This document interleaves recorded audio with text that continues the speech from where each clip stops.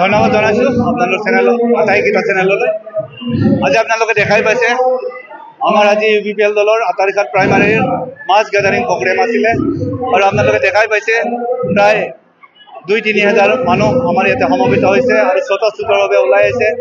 আমাৰ ইয়াতে অসমীয়া, বঙালী, আদিবাসী, নেপালী, খ্ৰীষ্টিয়ান, হিন্দু, মুছলমান সকলোৱে লগ লাগি স্বতঃস্ফূৰ্তভাৱে আমাৰ ডাবুচা বড়ো ছাৰক ট্ৰেক্টৰৰ ছবিত ভোট দি জিতাবৰ বাবে ওলাই আহিছে আৰু আপোনালোকে দেখা পাইছে আজি 1 শতাধিক লোকে স্বতঃস্ফূৰ্তভাৱে আমাৰ UPPL দলৰ নীতি আৰু আদৰ্শক ভাল পাই যোগদান কৰিছে আৰু আপোনালোকে দেখা পাইছে আটাৰিঘাট অঞ্চলত যিমান সভা সমিতি হৈছে তাতে হাজাৰ বিজাৰ মানুহে যোগদান কৰিছে আৰু আমাৰ UPPL দলক ইমান সঁহাৰি জনাইছে, খুবেই আচৰিত।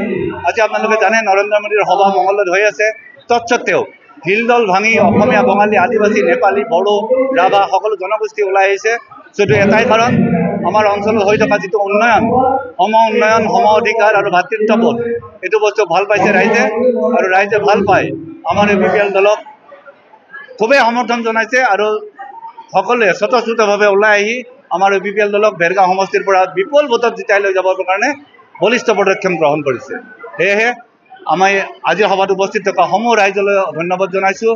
আমাৰ UPPL দলৰ কেন্দ্ৰীয়ৰ পৰা একদম বুথ পৰ্যায়ৰ নেতাসকললৈ আমি ধন্যবাদ জনাইছোঁ, কাৰণ তেখেতসকলৰ অশেষ চেষ্টা, আমাৰ ওপৰত থকা অশেষ মৰম সকলো বিচাৰি তেখেতসকলে আমাৰ মাজত পাইছে। সকলোকে ধন্যবাদ জনাইছোঁ।